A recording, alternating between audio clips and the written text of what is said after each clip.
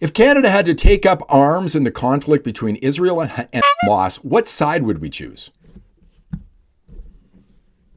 I'm serious. What side would we choose? Because I'm not sure that we choose the correct side. Hi, it's John, and welcome to the channel, 5:39 a.m. It is Monday, September the 22nd. Hope you're having a great start to your Monday. I hope you had a good weekend as well. And before I start this video, I just want to say that in the future, this video may be considered hate speech. If the Liberals get what they want, this video could be considered hate speech. By the way, I do have my big blue mug of coffee. Thanks for being here. If you have subscribed to the channel, thanks so much. If you haven't, just click on subscribe. So why would I say that? Well, there's three things that have happened over the last week the Liberals have now introduced that I find rather curious. And I think there's a connection between all three of them and what I'm thinking may be considered hate speech. But I'm just spitballing here, folks. I'm just thinking outside the box, which I like to do here. One of them has to do with the clip you saw right off the top, which I recorded way back on August the 4th. What side would we choose is the question I asked, and I don't know. I'm disgusted by Mark Carney. I'm disgusted by the Liberal Party of Canada. They do not speak for me. They do not represent me.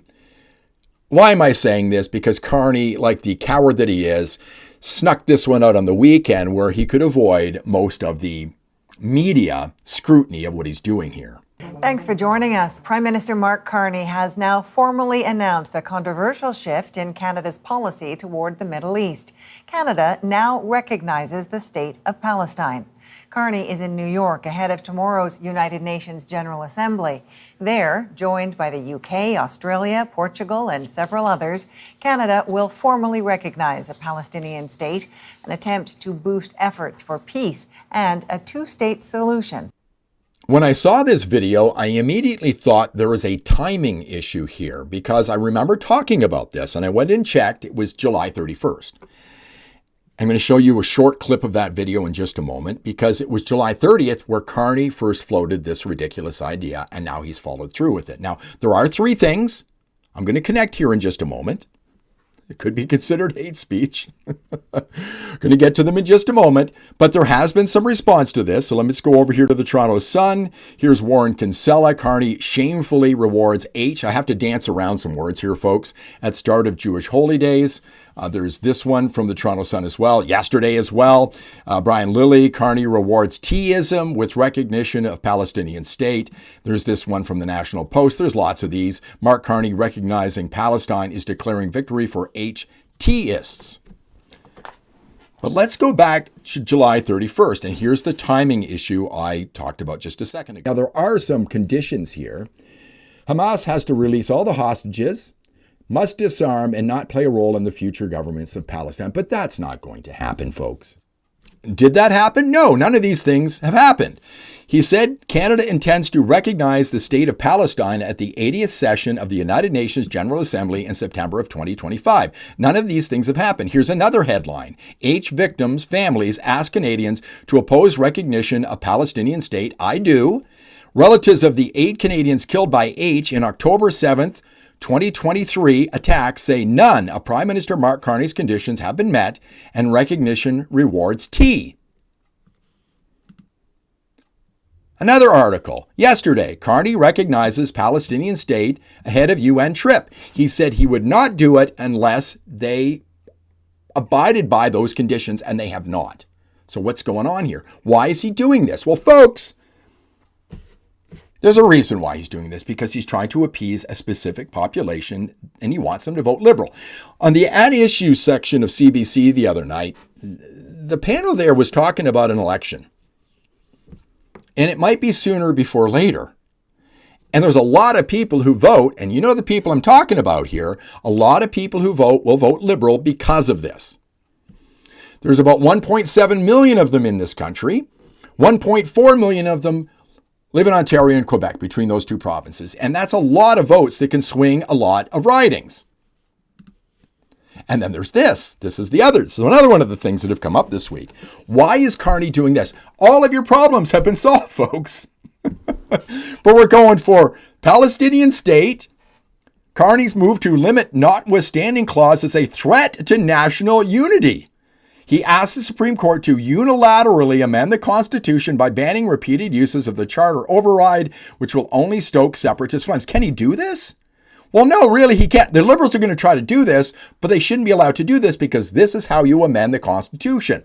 The most common procedure, the general amending formula, the 750 rule, requires approval by the House of Commons, the Senate, and at least 2/3 of the provinces, representing at least 50% of the national population. That's how you amend the Constitution. The Liberals are trying to take the back door around this. Now, for those of you who don't know what the Notwithstanding Clause is, the Notwithstanding Clause, or Section 33 of the Charter of Rights and Freedoms, gives provincial legislatures or Parliament the ability through the passage of law to override certain portions of the Charter for a 5-year term. It's not done very often. One province in particular uses it a lot, which we'll get to in just a moment. What's the connection between all these things? The clause in its current form came about as a tool to bring provinces on side with then Prime Minister Pierre Trudeau's signature piece of legislation. With charter negotiations ramping up in the early 1980s, Trudeau didn't see the need for the clause, but provinces such as Alberta and Saskatchewan, Smith and Moe have already commented on this. They're against what's going on right now with the Liberals. They wanted an out should they disagree with the decision of the courts. In the end, Trudeau reluctantly agreed. Why is he doing this now? Ottawa's request for limits on Notwithstanding Clause, a direct attack on Bill 21, Quebec says. Now, what does Bill 21 say? Some of you may not know. Members of François Legault's Coalition Avenir Quebec government weren't mincing their words Thursday when reacting to Ottawa's intervention in the Supreme Court of Canada's case on Quebec's secularism law known as Bill 21. In his brief filed with the Supreme Court, Attorney General Sean Fraser didn't attack the provisions of Bill 21, which prohibit public sector workers in positions of authority, including teachers and judges, from wearing religious symbols on the job, but raised concerns over the use of the Notwithstanding Clause. Now, who is this going after for the most part? These people. Quebec's religious symbols law appealing to the Supreme Court for real rights under the Charter. This is a story from January 30th. The Supreme Court of Canada has announced that it will hear a challenge to Quebec's secularism law known as Bill 21. Those challenging Bill 21 have used a variety of legal tools to oppose a law they argue imposes discriminatory treatment mainly on Muslim women. Muslim women who wear hijabs and other visibly religious minorities have been living with the ongoing effects of the law for more than 5 years. Remember what I said about voting? And then there's this. This is the third thing. Liberal hate crimes bill raises free speech concerns. And this is from the Canadian Constitution Foundation. And I think they're pushing this for the same reason as those other two things, which I'm not going to bring up. But you can see why this might be considered a hate crime. But why are all these things coming at this time, all at once, when all of the problems of Canada have been solved, obviously, right? I like what they say down here at the bottom. Quote, I'm also very wary that banning hate symbols could be a slippery slope, DeHaas said. In free countries, we ought to criminalize violence, not speech. So this sets a worrying precedent. Now, who has Mark Carney's ear? This woman. Amira El-Gawabi advocates for Canadian Muslims in meeting with Prime Minister.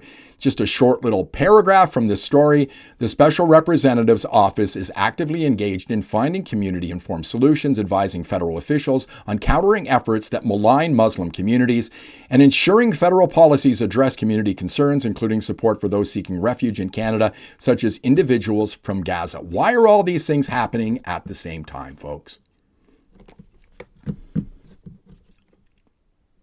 That's what I see. And again, election may be coming very soon. Here's a quote from Christopher Hitchens. Feel free to read it if you like, but I happen to agree with this 100%. Just my thought on what's going on here right now. But I think these things are connected. I think the Liberals are pandering for votes, and they're looking for votes from a specific community. That's why they don't speak out very much when it comes to the people that march on a weekly basis, waving those flags. They've got not much to say about that at all. Thank you very much for watching. Tell me what you think. Am I onto something here? Hopefully this video stays up. Who knows when the legislation about hate speech will be passed by the Liberal government, which I expect it will. If you like the video, give it a thumbs up, subscribe to the channel, ring the bell for notifications. I'll see you in the next one.